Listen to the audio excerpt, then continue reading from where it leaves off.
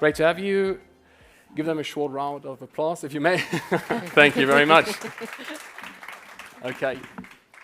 Let's dive into today's discussion. In today's market, the green premium is no longer a niche issue. It's a growing tension point, we know that. And despite increasing demand from clients and consumers, many companies struggle to successfully monetize sustainability and circularity.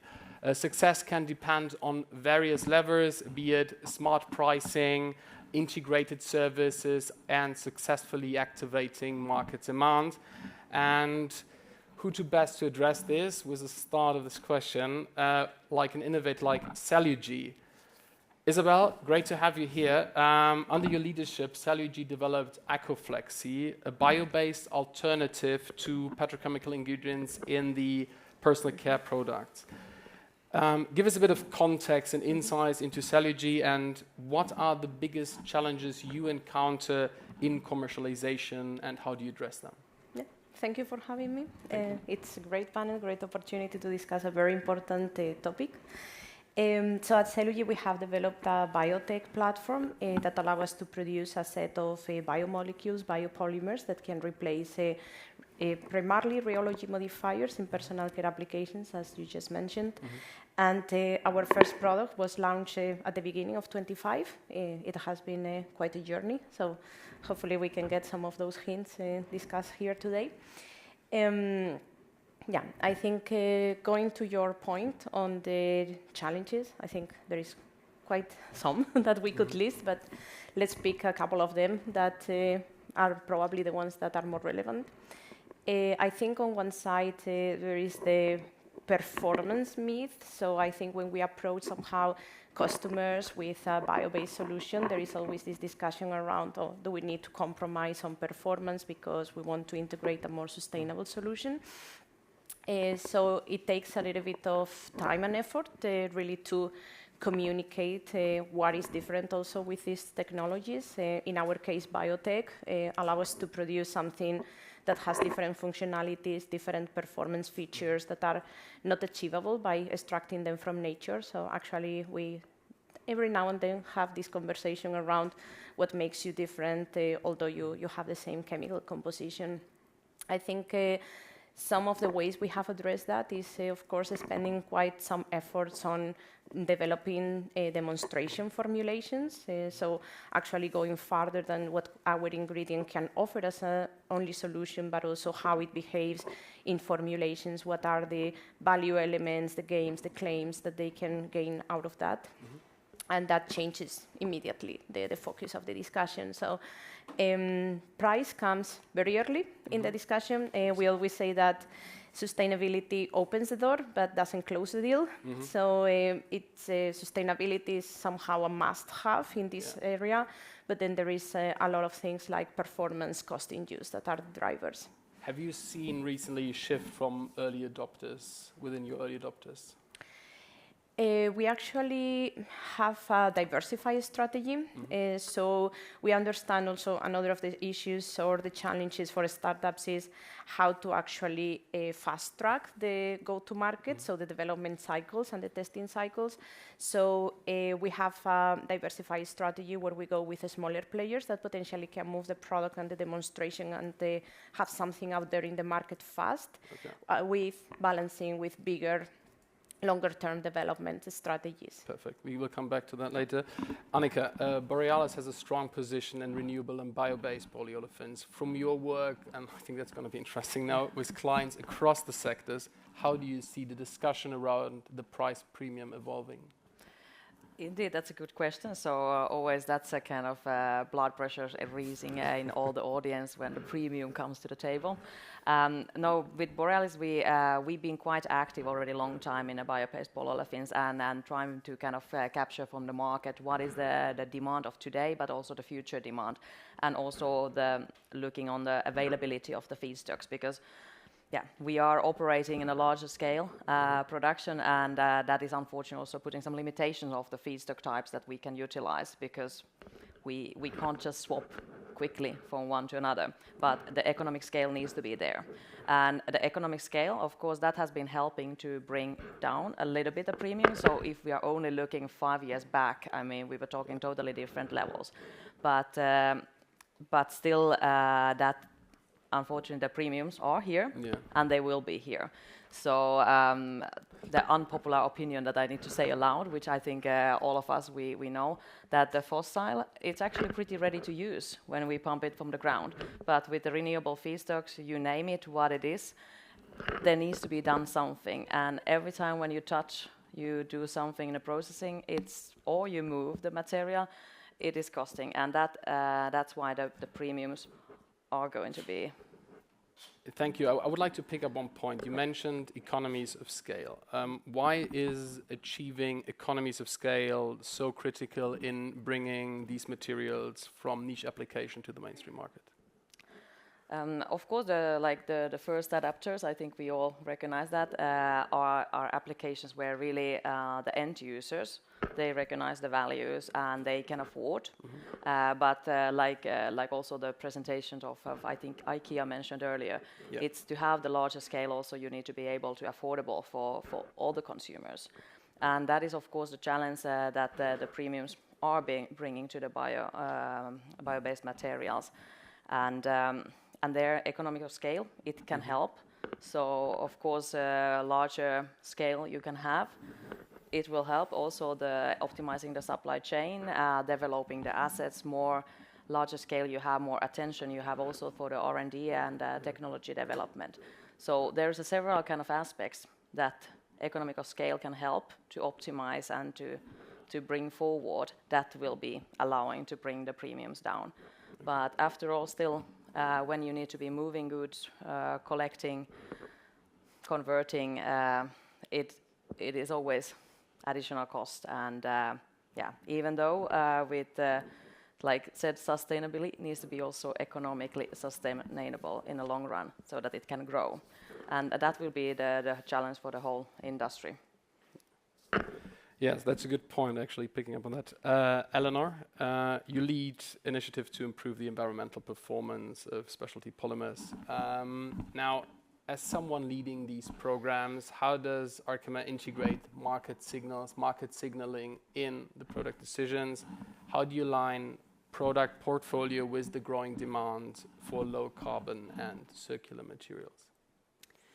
Yes, so there are a few points we're focusing when it comes to market signal integration into innovation and portfolio alignment. First, externally, I think it has been said many times today and yesterday as well, cooperation along the entire value chain is key. And local support is also very important to be fast. Second, internally, it's important to have a strong internal commitment to sustainability and well-defined innovation processes. And on top of that, we keep in mind a holistic but pragmatic entire life cycle thinking. And yes, so first of all, we need to access these market signals as soon as possible, right? And that's why, yes, the cooperation along the value chain is important. I think for bio-based products, I'm happy Ivana mentioned this earlier, it's important to know the feedstocks very well and the suppliers. And Arkema, for instance, is involved in many initiatives in the castor industry in India, as we have castor-derived polymers. And then, for instance, with our for our consumer applications, we work with the designers, with the converters, with the brands, with well-established partners that have significant resources, but also with startups that are more focused on differentiation. And all this broad range of profiles gives us a broad range of inputs that we can then really valorize and take into account. And our local teams are really key to to identify these risks and opportunities. They are the closest to these trends. So that's first identifying the signals, and after that you have to be able to read the signals and convert them into actions internally. So that's where internal commitment is very important, not just from the management, but I think it's a real cultural thing. And Arkema has a strong vision of being a specialty material supplier leader to address the challenges of our customers, today's and tomorrow's challenges with innovative and more sustainable solutions. And that's why innovation, sustainability is fully integrated in our innovation processes. It includes the business case. Sustainability includes the business case, so it's within our stage gate processes, and it evolves with the maturity of the project anyway. But that's important. And then at some point, investments are required, and then example is the largest investment in Arkema's history to increase the bio-based polymer capacity in Asia. So that's a very strong signal, I would say. Yeah, let's continue there, because we've talked about scaling up, pace to market, how fast we can go to the market. So how does Arkema balance the need for innovation on the one side, and then with the practical challenge to scale up production?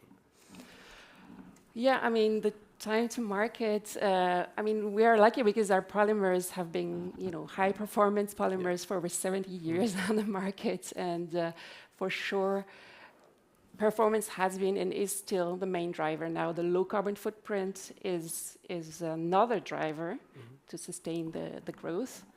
And we have to be able to build up on this and have this good balance of quick wins, quick success stories, and then longer term development. We have to be involved at all these stages. And we also integrate, we have also been investing in circularity with the acquisition of Agiplast. We expand our expertise also with this kind of acquisition, that we integrate recycling, in-house recycling in our offer. So it's also accelerating the whole life cycle scope, let's say, where we can contribute. Very good. So we've been talking a bit about scaling up. Now I would like to move towards a very different part, and that matter is towards you. And we talk about now a lot about you advise companies on circularity strategies, on helping them to catalyze the circular economy transition. Now, again, we talked about the product side, scaling up. How should companies now rethink their pricing methods, value proposition with regards to bio-based and circular products? Yeah, I think we've now had a great overview of all the different aspects that need to be considered. So we've heard about the performance and then the right story to the customer. Then we've heard about the cost. So I think moving away from the cost-based approach to a broader circular value approach, circular value chain approach is the first step, because it includes the story on performance with the feedstock, and then of course also looking into the sustainability aspects from the value chain that need to be communicated in the end to the customer. So one example, I think what you mentioned was pretty clear, that instead of looking solely in a linear way on who is my next customer, going through the entire value chain and seeing, okay, where is this molecule actually ending up? Is it, because it may be the same molecule, but it can end up in a children's toy, or it can end up in a coating for a bridge. And probably the value proposition will be different in both, and communicating this value proposition has to be already included into the pricing strategy. The challenge, of course, and that's what we are looking at, is we identify these different value drivers in terms of emotional drivers, functional drivers, environmental drivers that might induce a willingness to pay for the premium, but it's not always easy to quantify them. So what we were looking at is really the customer-centric approach, so really understand where is this molecule, which phases is it going through until it ends up in the product, and then also what's happening afterwards to have a holistic story that you can in the end sell, because we said it's as you mentioned, Annika, it's the premium will be there because we still have either scaling issues or we have different processes that have not been optimized over the last 100 years to, especially in the polymer business, to be super cost efficient. So we were looking into quantifying these aspects, and there can be different values that you can integrate, because rather than selling a bio-based product, you can sell a performance-based solution which helps one company, for example, to achieve regulatory compliance, and therefore have a business case on that end. Another company to achieve better performance, because knowing now that we're going to have a shortage of recycled materials, switching to bio-based solutions might help you to open up a new market or be compliant again. Or in another case, let's say it's a luxury brand, for them the value creation lies in customer loyalty or brand building. And I think this, what we've seen here, I mean, you've brought all these different aspects together, quantifying this and qualifying it also in your value proposition for the product. That's a complex challenge, but that's something that involves the circular approach, basically, to look at the entire value chain. And one thing that we also have seen is how can we actually try to minimize the premium that we have to add onto the production, and that's oftentimes through collaboration, which you mentioned, and through finding rather than selling the product sheet and saying, okay, I just pay for the features, but rather finding values for your supplier as well, because maybe it's a waste product where you save on landfill costs on the supplier side, but for you it's a raw material that will save that will minimize the costs. So that's the complex approach of customer centricity. The beauty of value-based pricing, yeah, indeed. Now, the thing is, when looking at the pricing perspective and the customer segments, I think what we have noticed, and maybe you could say a few words about that, is could you give us maybe some examples on how differentiating by product, by customer type, by region can lead to different types of go-to-market strategies? Well, I think especially in the polymer sector, so let's say you have a bio-based polypropylene or something like that, and then you sell it for packaging in the food sector.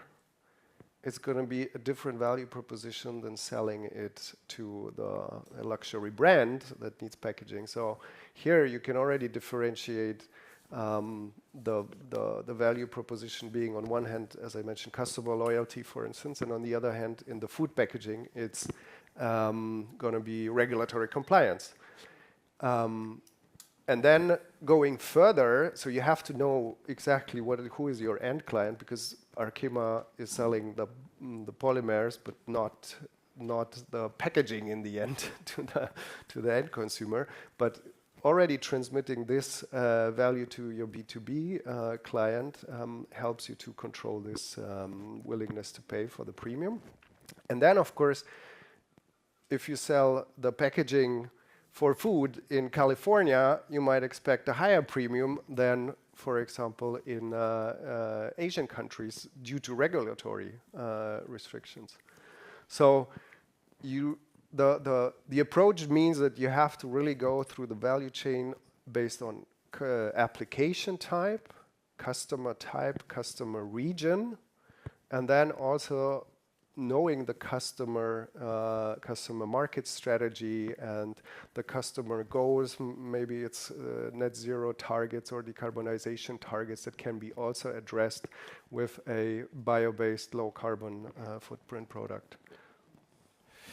Okay, thank you very much. So after having heard from all of you, we need to come slowly to an end. But before that, I want to have one key insight from each of you to give to the audience. And before I will ask a question, I want you to think policy, think storylining, think procurement strategies. It can be anything.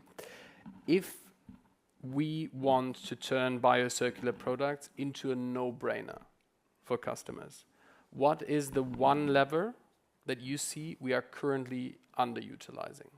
And Eleanor, I would start with you if that's fine. Yeah, you know, policies and subsidies and penalties, they can be a good push, but they only work to a certain extent. So for me, it's still the cooperation, the education, understanding the tools, and not losing the purpose of why are we doing this, to really work together and share the efforts that are required today. We need to act today. We need to have business today and business tomorrow. So this common ground and yes, common vision to develop together complementary solutions, bio-recycled, anything we can bring together, but with this common understanding is, I think we need all to participate. Thank you. Annika?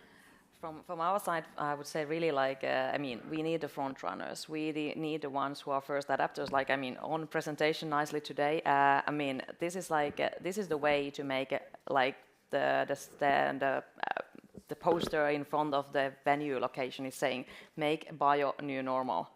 I mean, that's what we need to do. It's, I mean, today it's a specialty, and in one way, yes, it needs to remain as a specialty, but it needs to be made kind of, we need to make it part of our normal and daily like life. I mean, we are used to that. I mean, if you would look 10 years back, the oil price dropped. Nobody would have guessed that it's reaching the $20 per barrel level, but it did. And now we actually don't remember the time before that. So also like then, of course, comparing to the current levels of the renewable premiums, we are in a kind of in a difficult position where the economic scale will help a bit, but also we really need also the customer and the end users, us who go to the groceries and picking the food packaging, to select the one actually that is contributing, making some progress. Instead of perfection, let's aim for the progress. And yeah. I mean, we need to make the bio new normal. Thank you. Isabel? Just probably picking up on that, in order to make innovations and the bio the new normal, we need a scale, we need to bring costs down. So I think anything around the infrastructure availability, big capacity, so that we can really achieve those targets that are necessary for these innovations to reach the market in a broad context, will be really necessary. And I can only agree also with the fact that, of course, choosing those markets where regulatory push is hard, because then you can really help customers to achieve their corporate goals and also their consumer pressure.